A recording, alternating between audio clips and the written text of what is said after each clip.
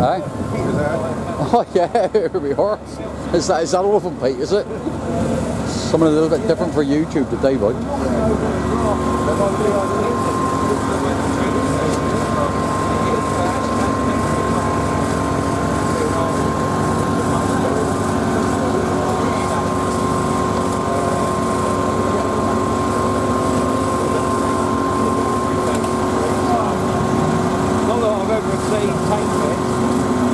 Never heard it. I've never actually managed to see any of it.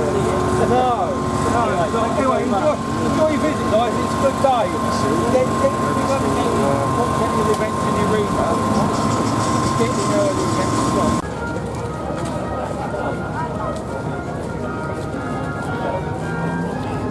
You got that brother? What's that? He said, I know that one's a French dance, that's why, it only goes in reverse. Yeah. What happens is you press the fire button and a little white flag shoots out. That's the one. It says bang on the end of them, doesn't it?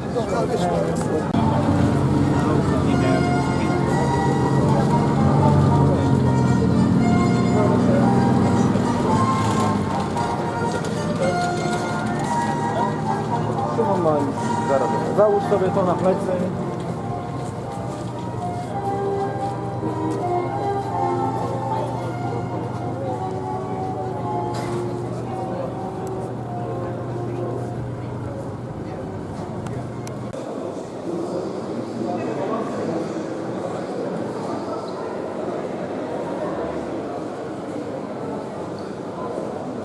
There's some old bunkers down here.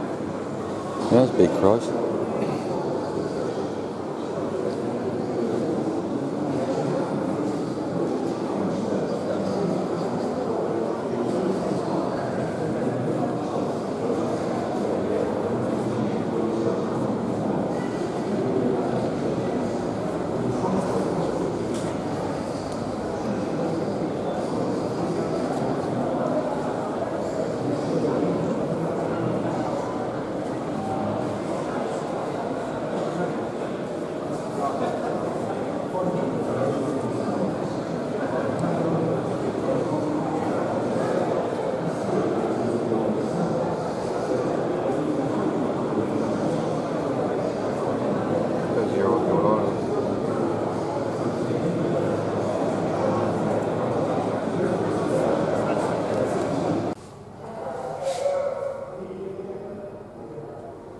It's just like on the beach, the Germans are the first in the ring out.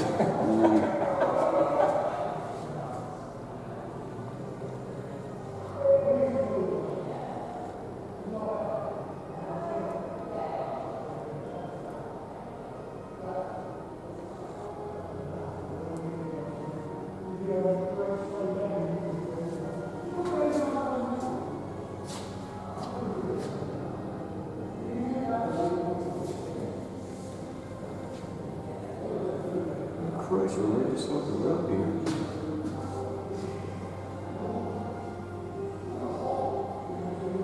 Yeah, let's drove past it coming.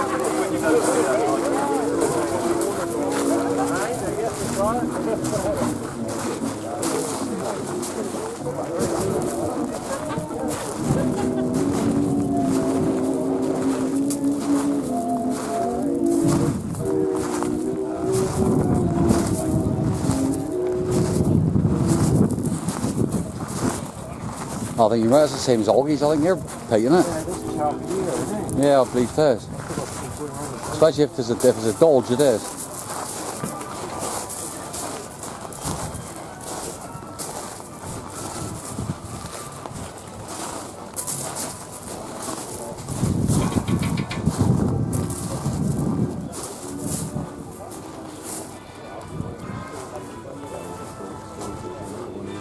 Yeah.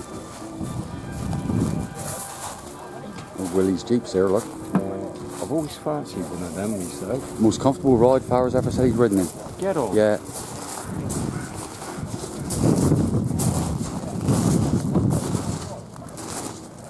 I like this one here with a gun on the top. Yes, that'll be ideal.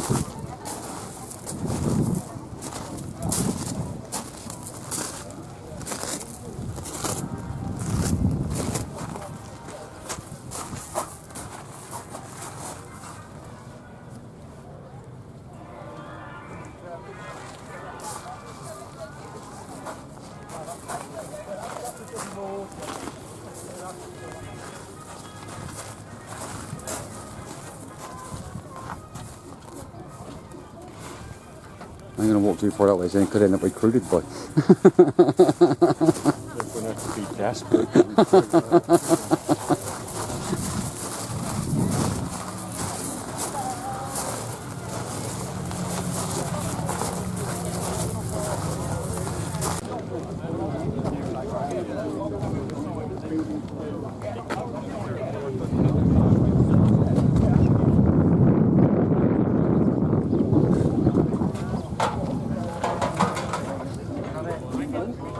Some of them will do, some of them won't.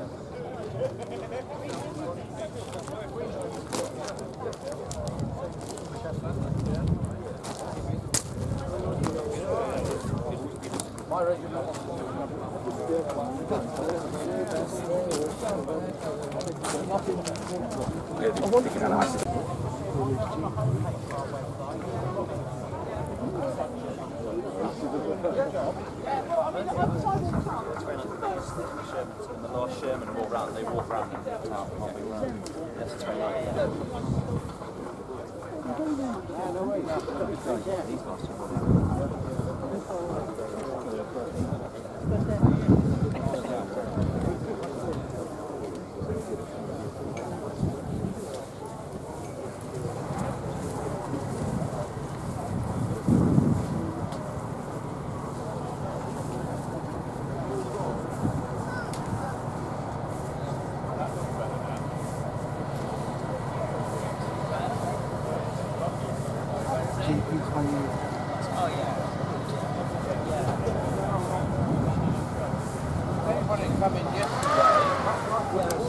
Look at my Uncle Albert's in as well, look.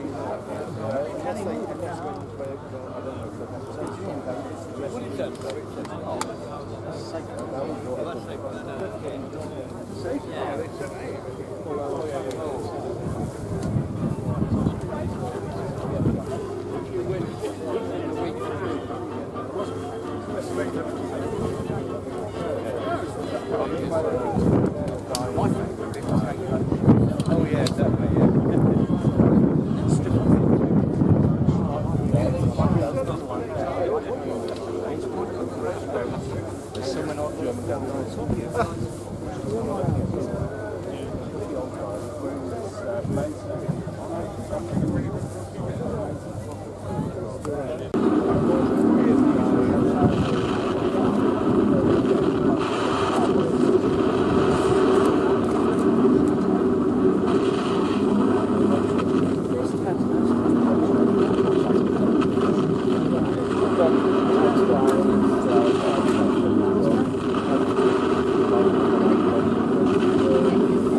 Man accidentally moves down half of them. Yeah.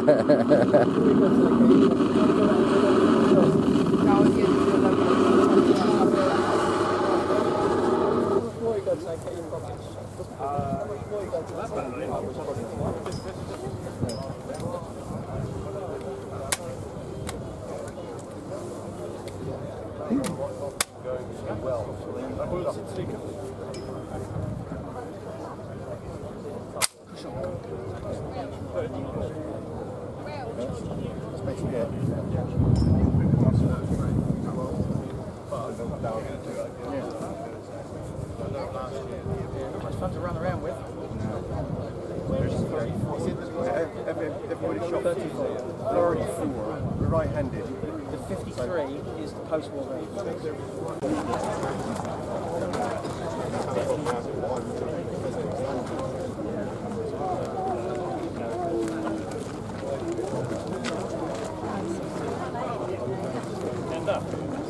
That's what father needs when he reverses over a bank again. Yeah. Me and Lee was laughing because when he said to me he cannot climb for the ropes, he's going, no, also it's all stood beyond, he's going, nine.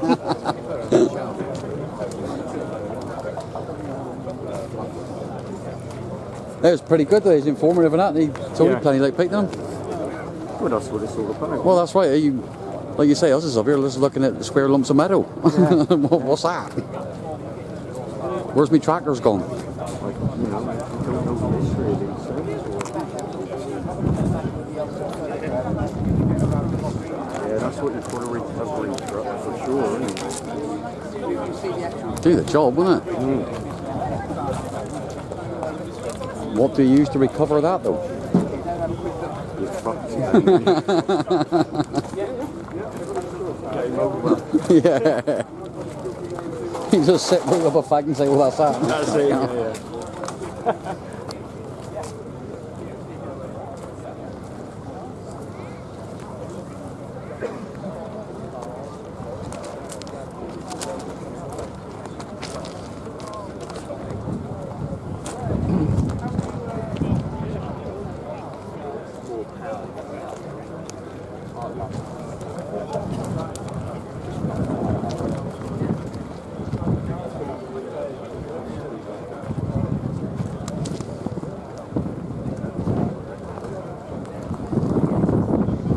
I'm going to have an arm ache by the end of the day, I can feel it coming. So this must be all the modding stuff. Yeah.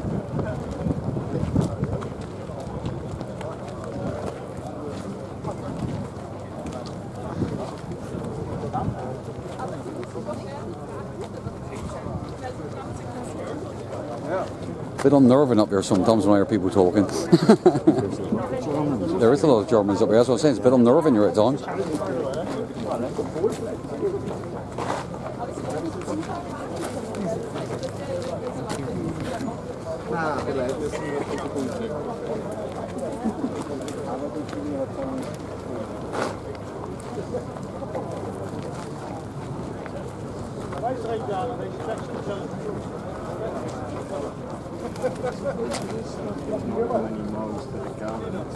Gallons to them.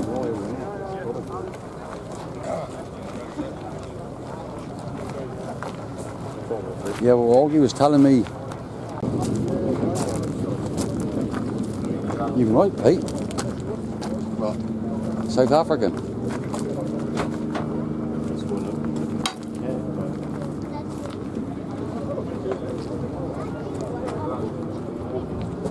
Too much for me to zoom in on, like that. Distorting it.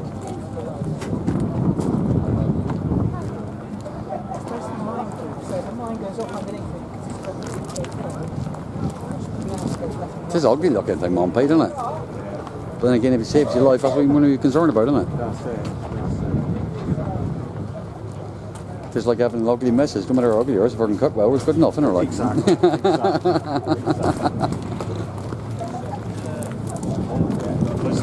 Does the job. But yeah. My missus is going to shoot me this evening.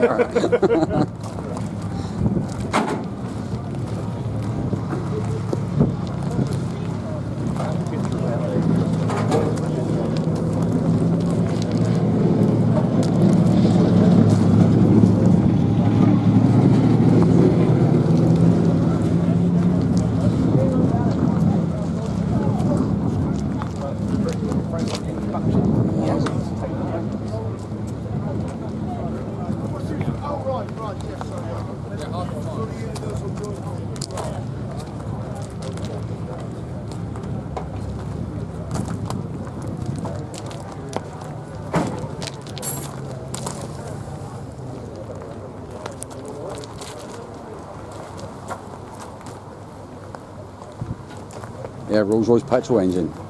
Ooh, I bet he stops it too, Pete. Yeah. If you look at the back, you'll find the exhaust is on the right side. And the reason for that is because this vehicle has actually got a diesel engine. What's that? Right. It was a sale prototype to go to Indonesia, and they never had it. But on the standard Savages, the exhaust comes out on the side. Still got all the transmissions. Yeah. Just literally, when you take the petrol engine out and put the diesel in.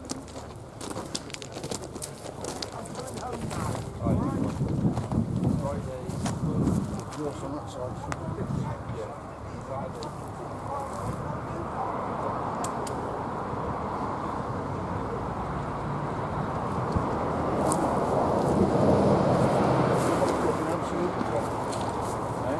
Well,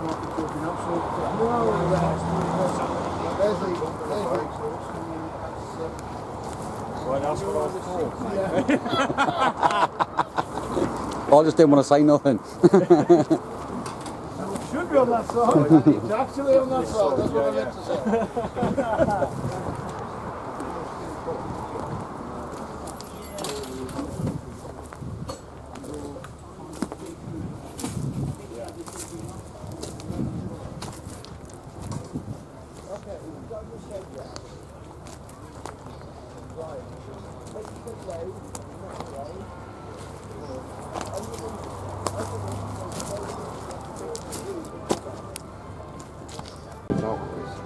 That was the Germans thinking we're going to build one like the English built, and then they sort of come up with that collaboration, wasn't it? Yeah, that messed up one like totally failure, I think it was. Looks like someone weird had dreamt up when it was sat on the edge come night times after a few babbies, isn't it? Let's go and build a tank. It's an old bloody water tank for Water side shed, now. isn't it? Yeah.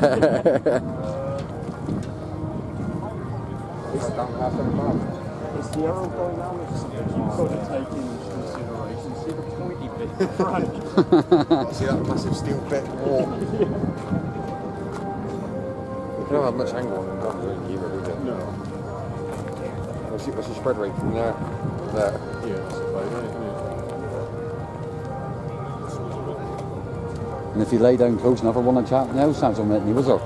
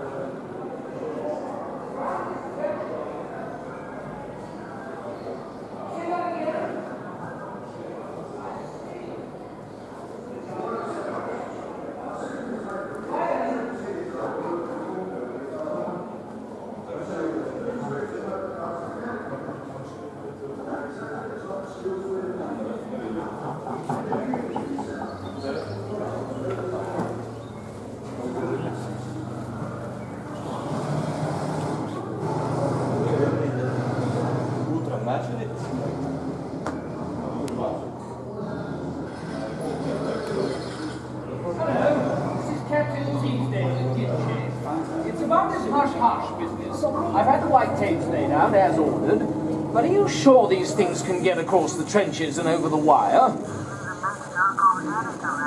Well, if you're sure, but the ground is terrible out there. Say that again? I see. This will be something to tell my grandchildren. Yeah, that's true.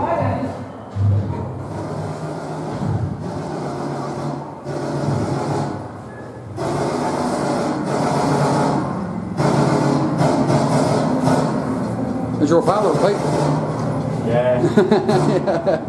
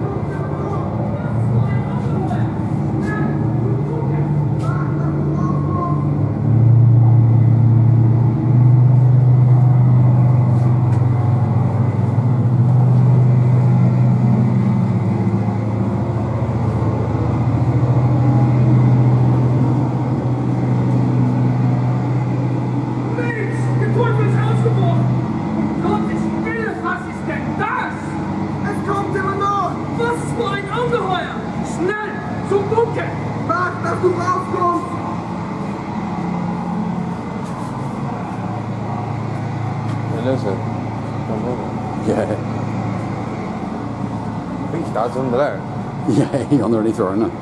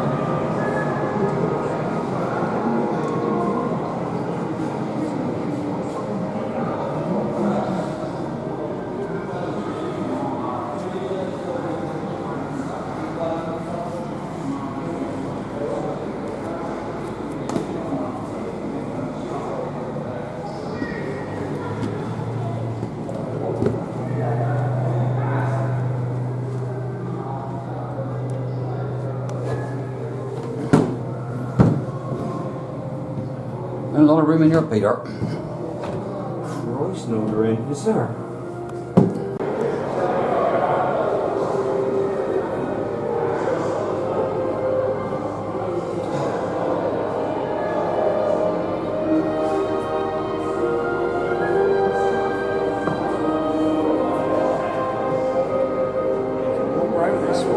Can I? Oh, I'll have a look in a minute. But you just can't believe how cramped they was, Pete, can you? No. And then you got that bloody great thing stuck here revving away.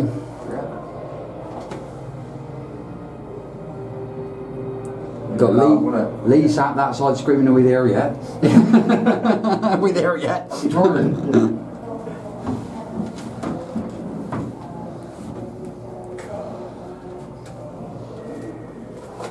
That must be the ammunition locker, is that? Probably with also in there.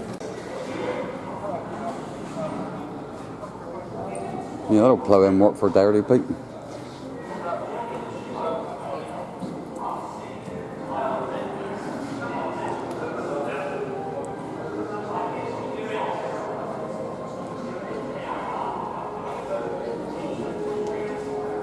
That's how they started, see, wasn't it? They stemmed from a tractor and originally they had tanks. I'm surprised, even with the combustion engine, they still got the steam engine funnel. Yeah. Just for that.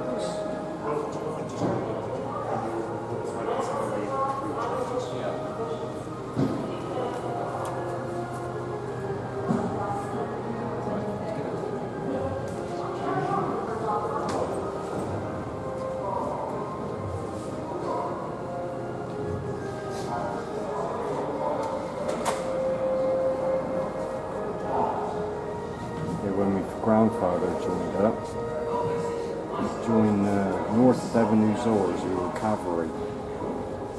Trained as cavalrymen. They got them on a boat. When they got into Gillespie over in Turkey, they took their horses. And there was no horses, they were infantrymen from there on in.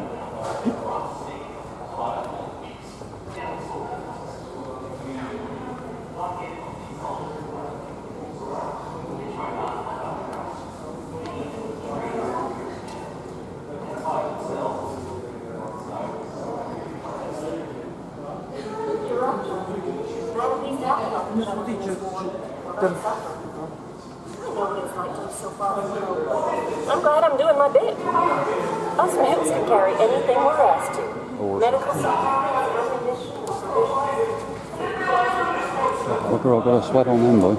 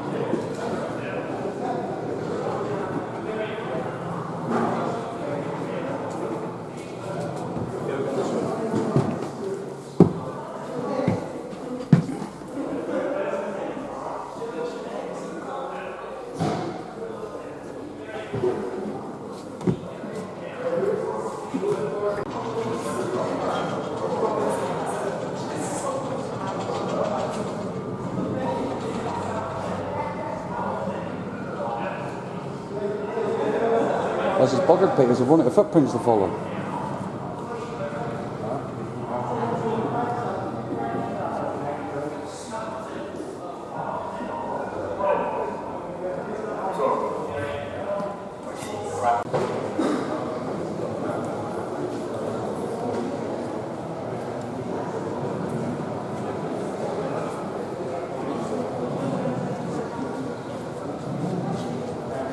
That's Tiger 2 as well.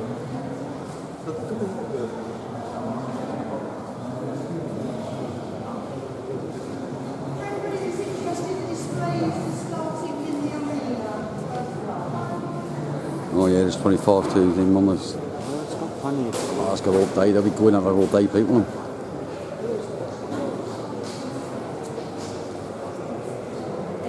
That's a fair old piece of kit. That one piece, isn't it? You see the Yeah. Big Sherman on it. So hold on, you said you got 2 separate suspensions. Yeah, somebody's fired more than a rifle at him, didn't he? Yes.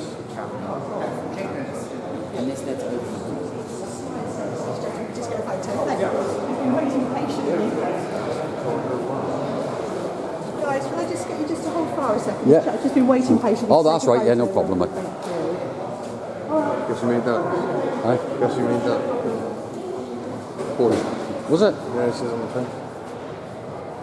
Somebody didn't like Porsche because they fired a shell at me. He said there's a Porsche built or something. Porsche built it. Get on. Yeah, it says on the front.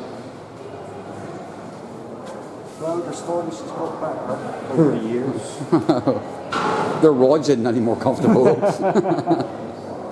I know what it says. I was just going to call you out filming then. Yeah, now it's just some bloke was waiting to take photographs or something.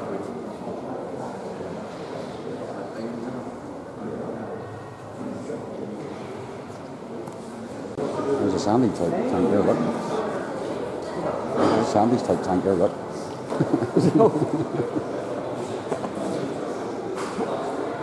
I won't film it because I'll get in trouble on YouTube.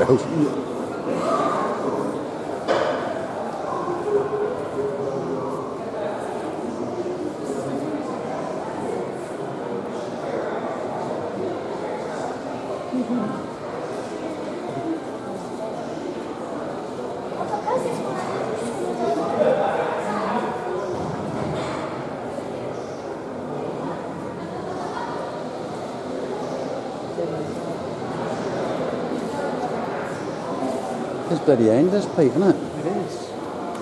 You would have thought there's so many versions of the same thing, you know. No, that's right. Yeah, at the end of the day, you think a tank's a tank, isn't it? But Yeah. there's hundreds of bloody things, different shapes and sizes.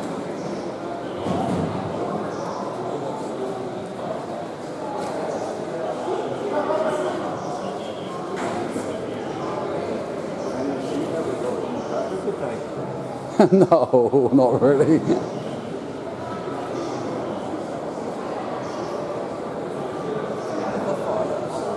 There's a mine clearer up there, Pete, isn't it? You send the flames right on the front and wipe the mines out, isn't it?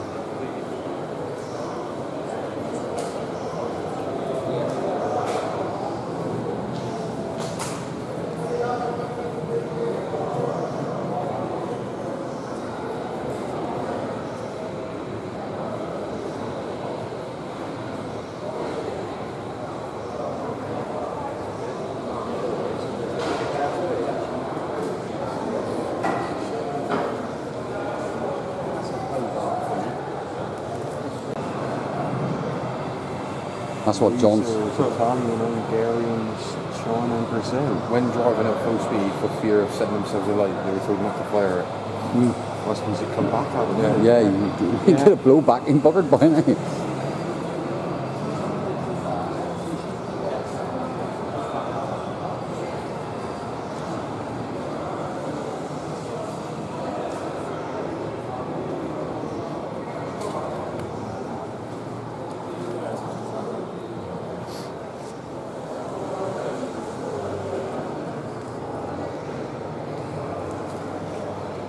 That was wonderful. Something like that, chap. Is everything all pretty? I don't want it coming at me. No. I got one of them bloody tank war games. I've been and got one of these a long time ago. The one at the back. No, this one here. This one In here? that tank wars I play, yeah. I can't get on with them though.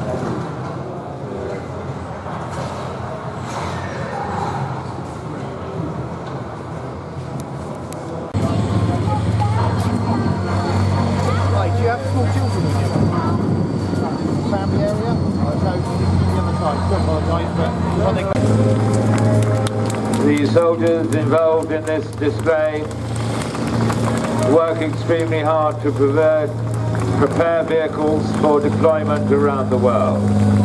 They fill an important role as well as training the future generations of the Royal Armoured Corps here at Bovington. It takes considerable time and effort to get these vehicles with us here today, and I'd like to thank Major Alan Pott and W2 Lassman, who have provided all the backup to this display, both today and tomorrow. But ladies and gentlemen, the British Army display.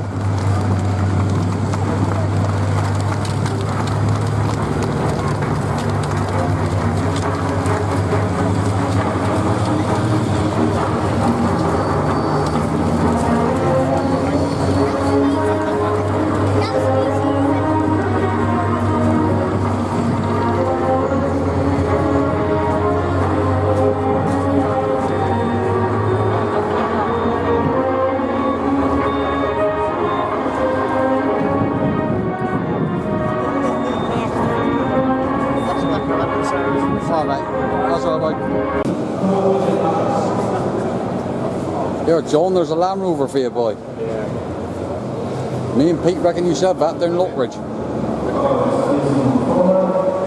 That's a piece of bloody kit, man, Pete.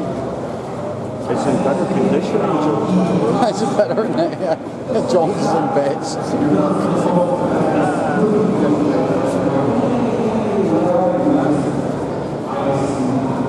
Now you'd have to give that a bash when you're an half-track master.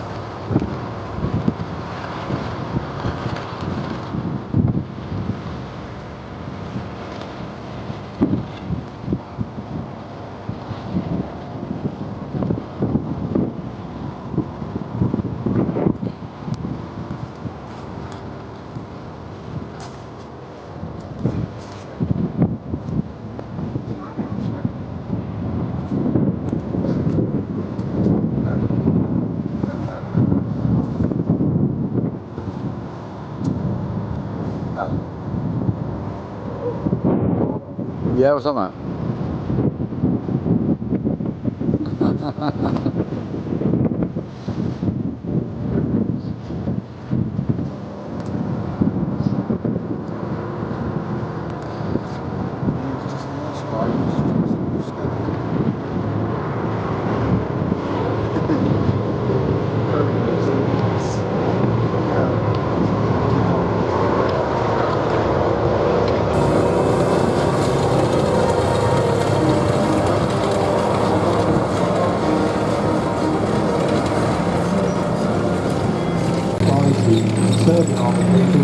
ages as well. And they are now all part of the Royal Army Corps, even though they're part of separate versions serving different types of armoured vehicles. So we picked on the Sherman from the Second World War. For the post-war period, we picked on the Centurion.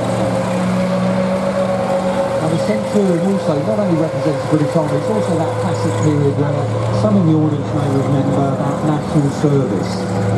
Now national servicemen, overall about 2 million males, between the ages of 17 and 21 ended up doing national service in the in the post-war period. You ended up doing, they started with 18 months of national service, they ended up doing 2 years. And that was mainly because of the Korean War coming along. And of course, we've got an awful lot here at the moment in the audience of people, some of the older gentlemen here did do national service. Some people here no doubt will remember it as a complete waste of their time. Others have got very fond memories. A lot of people still say that national service days gave them a sense of discipline, sense of purpose. Michael Caine, just the British actor, not so long ago, many people don't realise he actually did his national service and actually fought out in Korea. One of the lines he came out with, and he thought younger people today, he's working on a film set with lots of rather troubled youngsters, and he said his national service gave a sense of belonging rather than a sense of violence. And for him, he certainly looked fondly on it. For a number of people, and certainly towards the end of the period of national service, a number of people thought it was a bit of time wasting. And of course, what we've got now is when it was done away with in 1960, we then went to a fully professional army. And having their photograph taken, that Centurion there, representing that Cold War period, and that period, as I mentioned, national service, when an awful lot of people trained and learned how to fight a potential enemy, and many of them of course did go abroad and fight. We had Korea, we had Aden, we had a number of conflicts post-colonial era where these young men, again for a very short time, they're in their 18 months or 2 years, disappeared off and learned the art of defending their country. So ladies and gentlemen, as this is Armed Forces Weekend, and we've with us today obviously quite a number of serving soldiers in the British Army, many other servicemen from other nations. We've got Austrian, Dutch, American, all sorts of other nations are here with us. Our French companions who've come over from Samoa, they're serving officers there. And we have amongst us in the audience quite a number of veterans from many different people.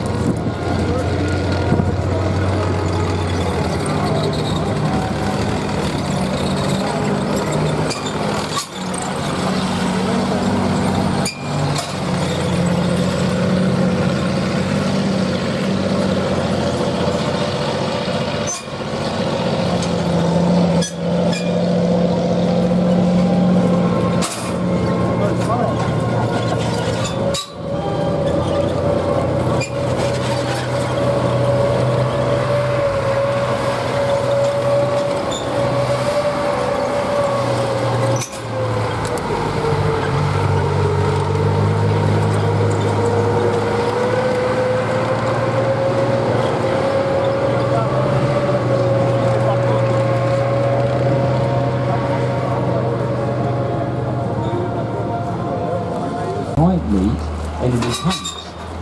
Now, as that vehicle drives around, this particular Char B is one of only 11 known survivors. This one's called the Rhine. It was actually issued out to French troops as late as the 23rd of November 1939. Char B production was actually really slow. Even once they decided on the tank, not that many of them came out the factories. And this particular tank had a very, almost typical of that French heavy armour in the 1940 campaign. It ended up being moved from pillar to post, sees very little actual action before finally it ends up surrendering at Périgueux, almost in central France, on the 15th of July 1940. Now, a number of Char Bs that were captured by the Germans were actually handed over, or basically put back in German factories, upgraded, and you can see one of those inside the museum. We've actually got the Char B on display that was actually used by the Germans that used to be control Germany during the war. About 60 Char Bs ended up being converted into flamethrowers. Again, the French forces after D-Day, a number of Char Bs were captured back, and actually some of them saw action again with French forces, sometimes when they were laying siege to the Channel ports. Now, we've only got the two FTs and this Char B, so unfortunately we couldn't do a French tank section on its own, but we brought on a number now of some of our historic German armour to come on as well. So following on that wonderful Char B there, we've got the Tank Museum's Panzer III. Now, this particular vehicle was captured out in North Africa. It's quite a famous vehicle in the sense that we've got all the reports that were written on it in the archive and library. A number of Panzer IIIs and Panzer IVs were brought back. One of the other things that came back is that Hessentail. That was actually captured in Tunisia in 1943 and sent back to the UK for evaluation. And again, a privately owned vehicle also captured in North Africa, that's Sturmgeschütz. Now, the Sturmgeschütz is a privately owned vehicle that actually, after its evaluation, went through a number of tests, ended up as a range target on curved right range, and ended up in private owners' hands. John Phillips has restored this vehicle. He's done it imaginatively, I can put it that way, by being very clever about how he's done it. Obviously, German armour is very rare, tends to be very expensive. John's put out appeals for spare parts. People have come forward, sometimes to offer us spare parts for an awful lot of money, and then realise what is going on and ended up giving it to him for next to nothing. So it's a wonderful restoration from what was really a very little superstructure that was remained underneath all that vehicle after being on the firing range. Got a portrait, 2 engine in the back to powder round, but that was one of only a few Sturmgeschützes that was sent out to North Africa almost as a trial to see how they were going to be working. Now, it's based on the Panzer III chassis, so you can see our Panzer III, our L model there, with a long barrel 50mm gun. The Sturmgeschütz starts its life as a assault gun. It's basically there with a 75mm gun to support the infantry in the attack. And what happens is, well, after the invasion of Russia, they realised that actually if you put an anti-tank gun, like a 7.5cm gun on a Sturmgeschütz, it makes a very good mobile anti-tank gun. So, and it could pull, as you can see, as we've got, this is a Tank Museum's Pack 43, 8.8cm anti-tank gun that it's putting at the moment. Now, Klaus Maffei built the 8-ton, they designed it in about 1934. It could carry a crew of up to 12 in the back in theatre-type seats, so they're actually on bench seats there looking forward. And underneath those seats there's lots of storage for tools and equipment, or if it was being used with tow guns, there's a gun lockers so that you could put ammunition in there. This has got that peculiar German running gear, which is, if you see those over DKFZ 11 vehicle. 251 was designed originally to transport Panzer Grenadiers or mechanised infantry around the battlefield, and they were the most widely produced German half-tracks of the last war. Over 15,000 251s were actually built. Now this particular one, they've added the engineered bridging equipment on the side there. The whole idea of that is so they could go over small gaps, trenches, etc. That all arms fire, not an awful lot else. And quite often it's got, as on here, it's got a shield with an MG34 or a 42 machine gun on. And the idea is, again, a bit like the 432 we saw earlier as an armoured personnel carrier, you put down suppressing machine gun fire while the guys jump out the back or over the tops and the sides. Now, one of the issues we always look at these very sophisticated German vehicles driving there. One of the issues worth pointing out that with that FAMO and the 251 there, actually in World War II, 80% of German transport, we should always be doing as well, is pointing out the number of horse-drawn carriages or wagons that we should be actually around the place, because that's how most of the German military got its supplies around the place or transported its pack and equipment.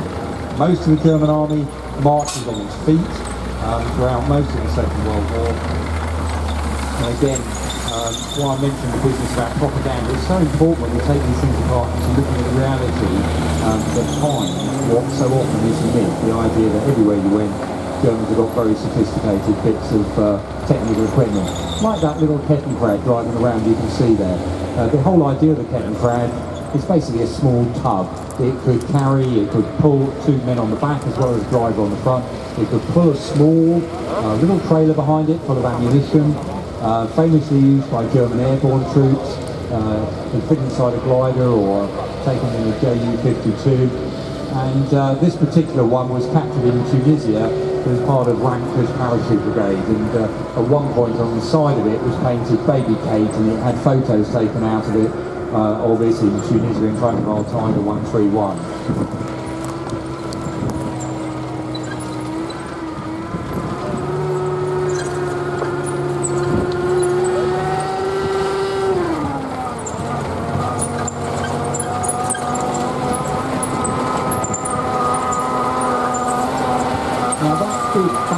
One of them was captured and actually brought over to the UK. In 1943, the Ministry of Supply actually asked Vauxhall Motors to do a copy of it. It ended up, Morris ended up building a number of them, and they were actually built for trials in 1944.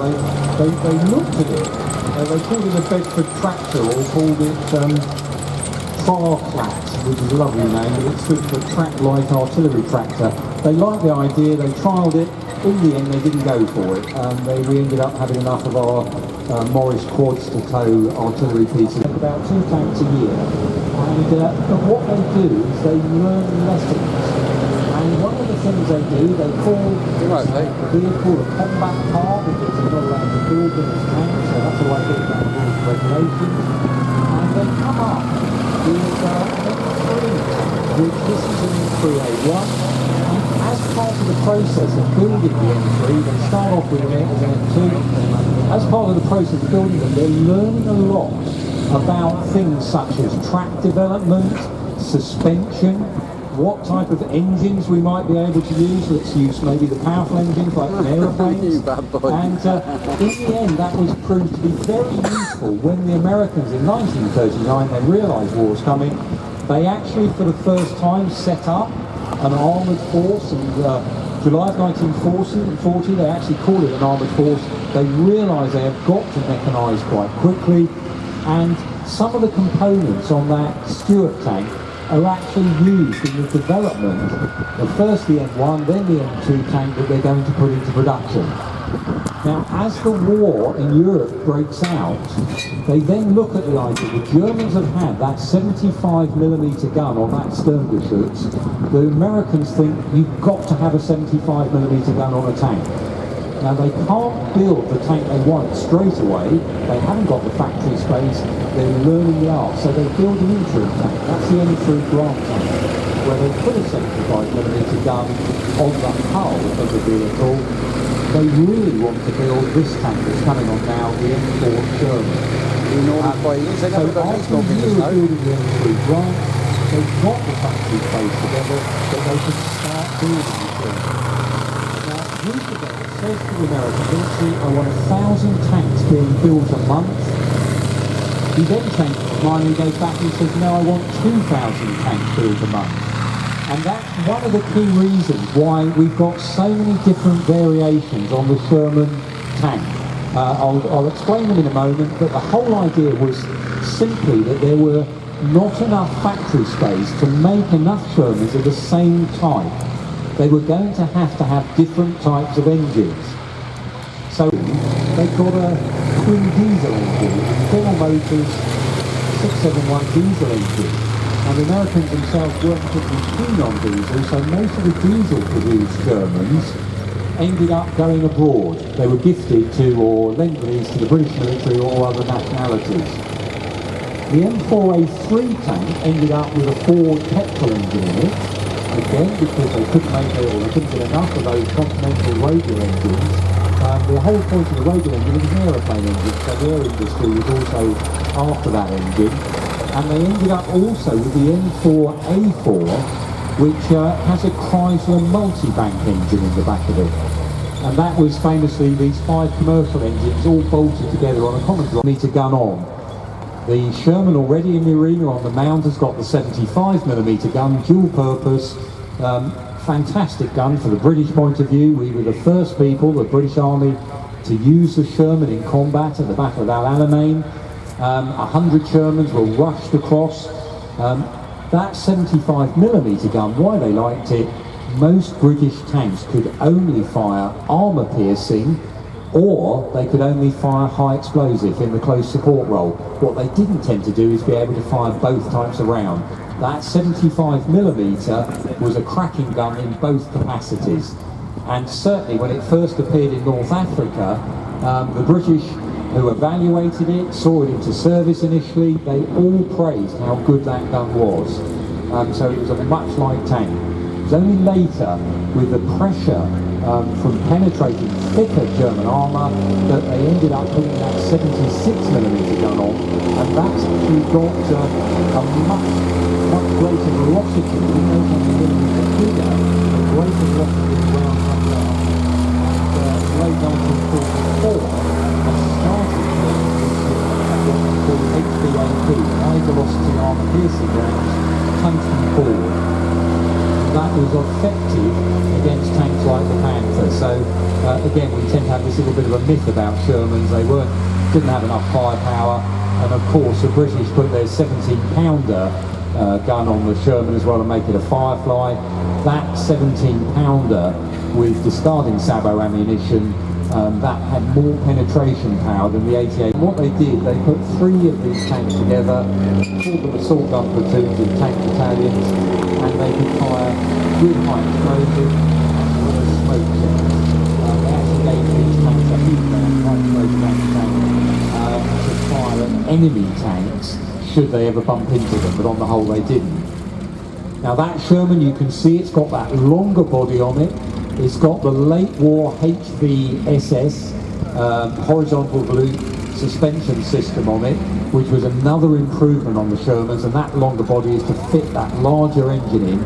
Again, if you compare the wheel spacing compared to the vehicle in front of it, again you can see how they're different shapes and different armaments.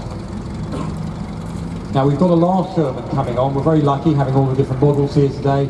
Again on 75mm gun, and we've got some of our reenactors coming on with that tank at the moment.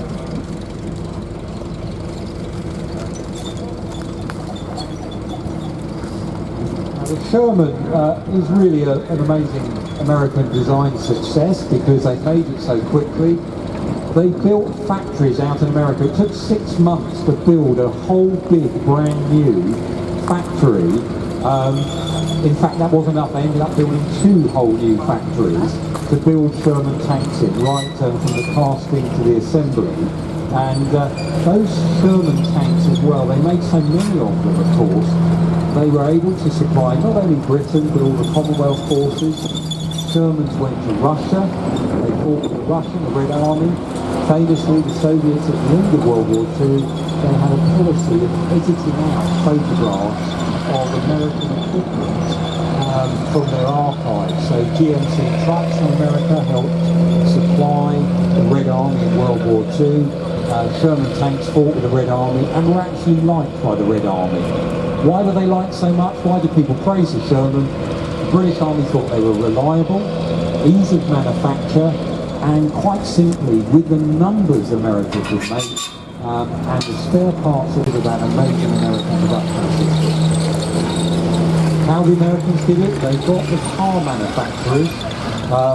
In fact, the American president of GMC, the motor manufacturer, he was the one who actually said to the National Defence Advisory Commission, go to the car industry, don't go traditionally to the heavy railway and heavy industrial manufacturers, the car industry will do it for you. And the American car industry stepped up during World War II. In its history, America before World War II made about 300 tanks in total. By the end of 1945, they'd made over 86,000 tanks. That's how clever that car industry was in gearing up American industry for pumping out engines, all those parts you can see there, because don't forget a tank is more than its armour plate, it's got an engine, transmission, all the stowage inside, the gunnery equipment of course, and again that Sherman there, that was one of the first tanks to have a stabilised gun in azimuth. You wouldn't actually fire it on the moon. What it did though is it kept the gun roughly on the target, so the minute you stopped you could be quicker in firing the gun and accurately laying it to fire. So that again was an advantage. You can see the Sherman's actually quite a speedy tank. It could get around the place, and the whole idea of the American mentality for the Sherman, as part of its design process, what they were looking at is an exploitation tank. They did think it might beat enemy armour here and there, so it has an anti-armour capability, but really people like General Patrick, what they were saying,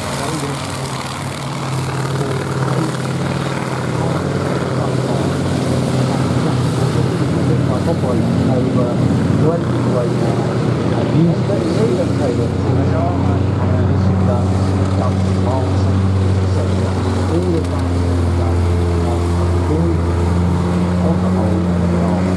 Americans in World War II only two major attacks against them, one at Valentine unfortunately our other than that most of the German army certainly for the British and the Commonwealth Canadian Polish forces there, they're drawing the armour in, allowing the Americans to build up and then break out for Operation Cobra. So there's a fantastic lineup of Shermans, very privileged and very thankful as well. Three of those Shermans have come in. The 105 has come from Holland with our Dutch friends again, and there's two privately owned Shermans there, and we'll see them again a little bit later in our battle as well. Some of them are again to practice the art, see what was required. The Mark IV is slightly roomier than the earlier versions, sturdier chassis, thicker armour plate, and what we've got here is in the back there's a 6-cylinder Meadows petrol engine. It was actually used in Lagonda cars, that Meadows engine. 88 horsepower, so it's still not a particularly powerful engine, but it could get this vehicle up to about 36 miles an hour on the open road. So that was quite speedy. And the whole idea of light tanks, the British love the idea because number one, let's put it bluntly, they're cheaper than a heavier tank. There's another thing was we were still policing an empire, and the idea of tanks like this going out to India, out to Afghanistan, out to far posts of empire, that was the idea that again it was small and mobile, we could build quite a number of them for the same budget that you can only build a few heavier tanks. What ends up happening is the Mark IV, they don't build that many of them, they're only about 34. In about 1934 to 5, there's a build programme. They end up going on to a Mark V, and the one they build the most of is the light Mark VI tank. They start making the light Mark VI in 1936, and they thought at the time, the light Mark VI, they really liked it, they thought it was superior to anything else around at the time. And of course the light Mark VI sees a lot of service early in the Second World War. And again, you then had a tank called an infantry tank. The High Command decided they wanted a tank that would support the infantry, like the First World War tanks, attacking a prepared position. And what we've got coming on here is our Matilda 1 tank. It was designed by Sir John Carden of Vickers. He designed it, as they always say, to a budget, and you can almost see that in this tank. Engine in the back. This particular one actually has got hasn't got the original Ford V8 engine in. It's actually got a Rover car engine in to get it going. It was put back together from a number of range wrecks, and we're very lucky actually. There's 3 Matilda tanks left in the world, and we've got all 3 of them here. This one we drive, one for best inside the museum, and some of you may notice as you come drive up the museum approach road, we've got the hull of a range wreck there as well. Now in April 1937 they ordered 139 of these, and most of them were actually lost in the out in France. Very few tank to the Matilda II. Now unfortunately, even though we put a lot of time and effort into restoring our Matilda II, we're still not quite there of having it in running order yet. But you can go and have a look at that Matilda II. It's outside the Vehicle Conservation Centre, and it's a stunning restoration job. We're not quite there in being safe to run it yet, but hopefully fairly soon you'll be able to see that in operation. If you like seeing about restorations of tanks, what goes into making. So the Matilda I, the first of the infantry tanks, taken over by Matilda II, which was a great British success. The Matilda II scared the life out of the Germans in France in 1940, famous for the attack of ours. And we're now going to look at another infantry tank that ended up being used in this one coming around here is the Valentine tank. Often overlooked the Valentine, the A12 tank, but it was designed, it's a tank we in Britain made the most of. Over 8,000 Valentines were made in World War II. And it was basically Vickers, just before the fighting started in 1939, they came forward with a design they put together themselves. They weren't answering a request from the military. They decided they'd use things, for example, they used things such as the suspension from previously produced British tanks like the A10. And the idea there is, if you use proven parts, there's a much better chance it's going to work in reality. Now, in Britain, we made 6,800 of these. As early as 43, they were trying to find a replacement. They were just starting to do the production of the Central in Cromwell, and so they asked Leyland Motors to design a new heavy cruiser tank, and they knew they wanted to fit a 17-pounder gun. What ended up happening is they completely redesigned the gun, actually with this gun up. 77mm high velocity gun. It looks the same as a 17-pounder, but it's actually a little bit shorter, and they ended up using a cartridge case, in other words the bit of the propellant from the old 3-inch anti-aircraft gun, and that they could load it to higher pressures, and that in a way ended up making it, again, it was very, very effective as a tank killing weapon. But it's not actually the same as a 17-pounder you see on a Firefly. Now with the Comet, you've got that Meteor Spitfire, basically, the old Merlin engine in the back of it. That gave it tremendous speed and power. They actually had to put governors sometimes on the, and the very next model tank Britain designs, the Centurion, they do away with that hull machine gun position and have a nice smooth glacé plate to increase armour protection and increase the chances of a deflection as well. Now the Comet, it could get up to about 32 miles an hour. 6 countries after the Second World War ended up using Comets. Burma still had its Comets in service. We believe some of them were still being used, and we know some were scrapped in the 1990s. So it was a popular, it went to Finland, some other countries used Cromwells. A very, very good, effective British tank. Sees a little bit of action in 1940